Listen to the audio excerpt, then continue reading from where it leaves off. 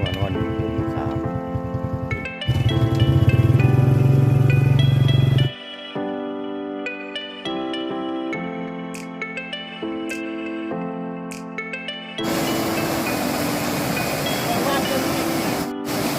ธรรมชาติที่สวยสดงาม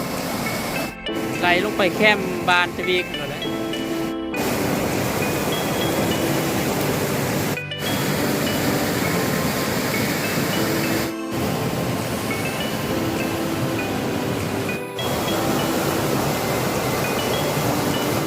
ต้องพูดเป็นพูดออกไปเนาะเดี๋ยวดูนะโอ้เมียตัวพี่เมียตัวใช่เลยหมากวัดกอสบายดีพี่น้องฟังเล่าฟังไส้อะไรมะฮอดหัวหวานกระวีแกเดินทางออกจากหน้าว่ามาของหัวหวานกระวีเดินทางมะฮอดแกหัวหวานกระวีหัวหวานกระวีแกเดินทางมาจากหน้าว่าจากบ้านหน้าว่ามาหัวหวานกระวี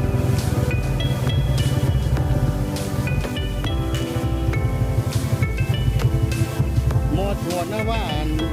มีหัวสองหัวนอกหัวใหญ่ๆเนาะมาหอดจะมีไปเจอหัวตึกหัวที่สาม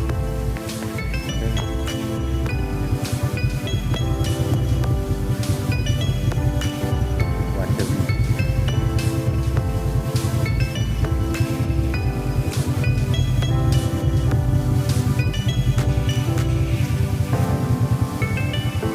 ได้ตั้งเงินบอกเมื่อเขาเมื่อในเมื่อจะหอดบ้านนาว่าก่อนมาหอดหัวนี่ก็เป็นบาดกวี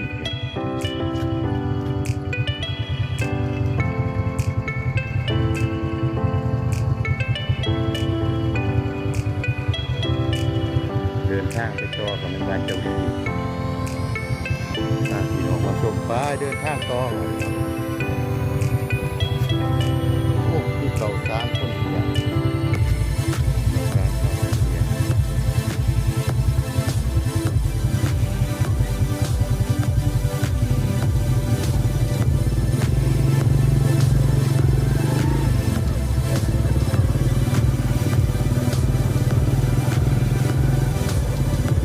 ตอนนี้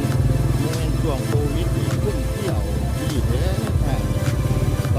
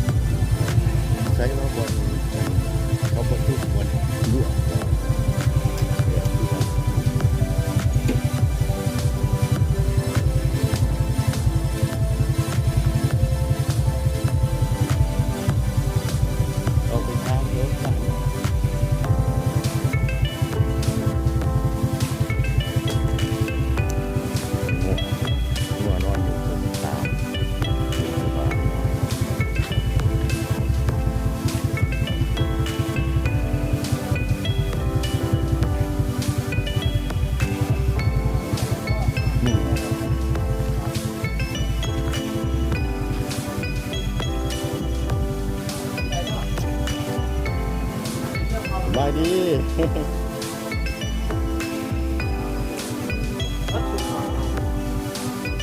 เขาว่าโอ้ครับไม่น่าโทษไม่ใหญ่เลย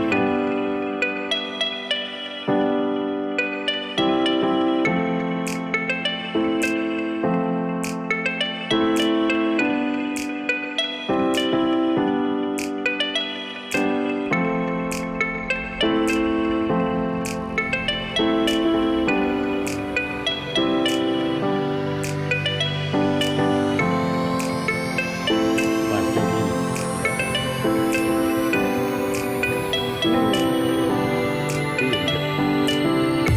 ที่รูปแค่ใหญ่เต็มหมดเลยมันน้ำตีนะ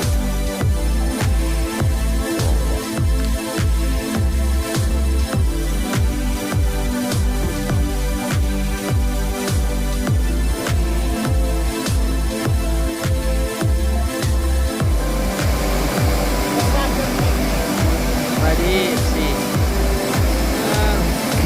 มวยบานทีวีน้ำใสไหลเย็นดี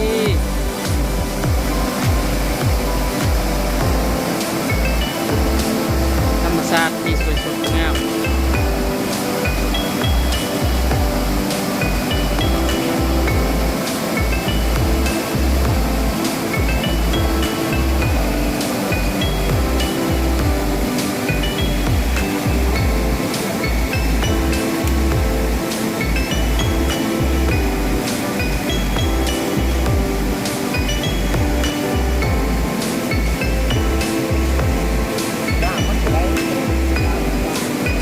แม่นแหละไหลลงไปแคมบานทีวี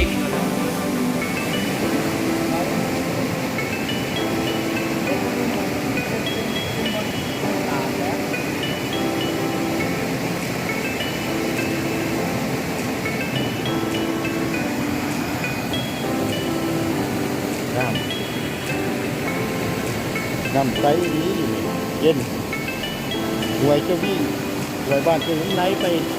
เราไปในบ้านเจ้าวี่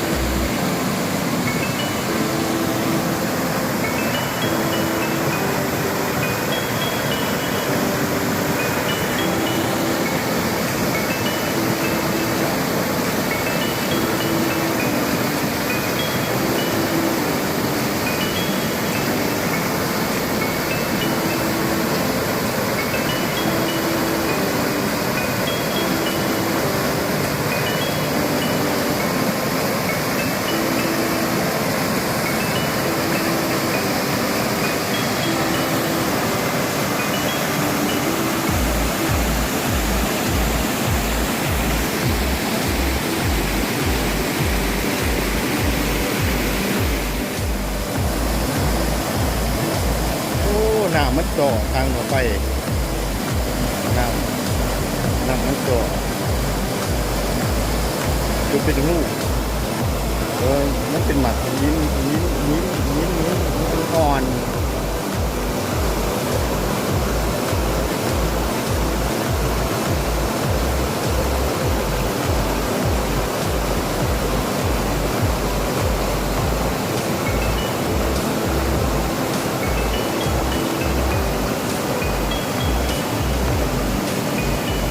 ใจ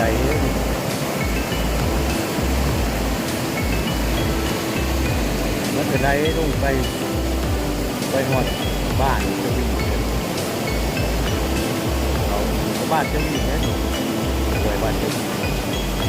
น้ำมันได้ลงมาจะวิ่งไปแล้ว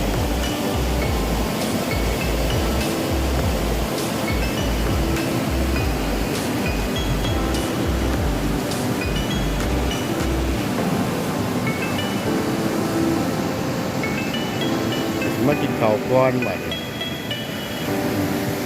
ข้าวมาก้อนข้าวก้อน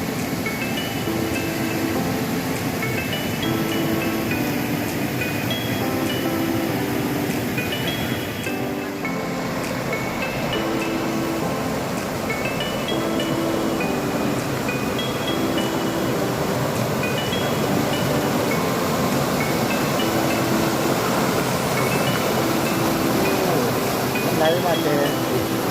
ลูกคู่คุณลูกทำไมเนาะ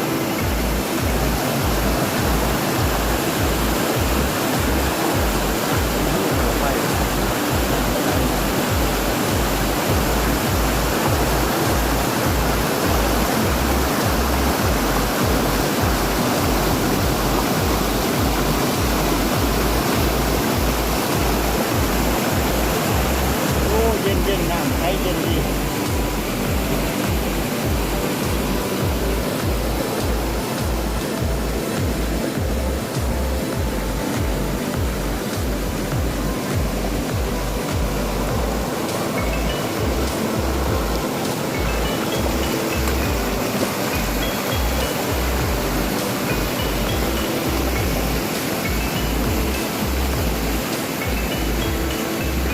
โย่หมื่น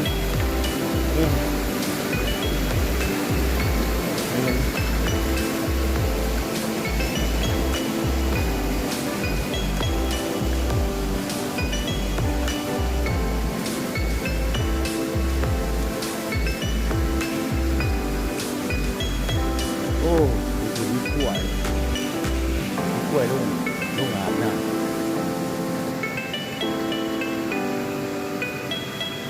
กล้วยลุงอาบน้ำมีกล้วยชาวบ้าน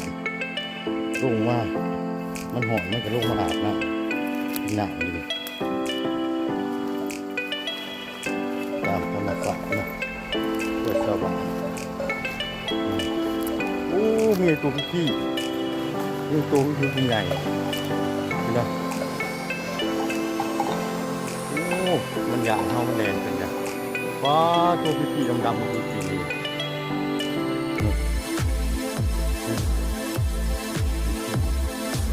โอ้แก่ดีโอ้มันอยาก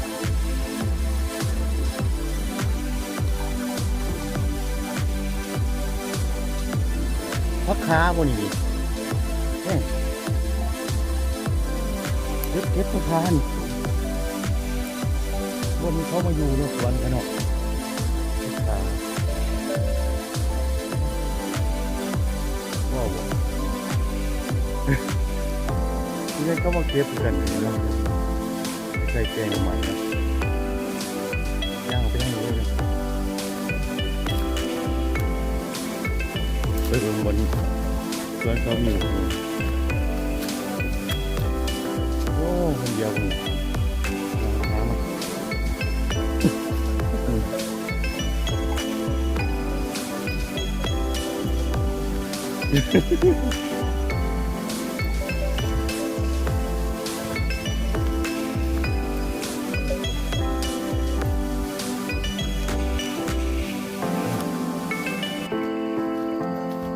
ำแหลกนี่พี่น้องเลยแหลก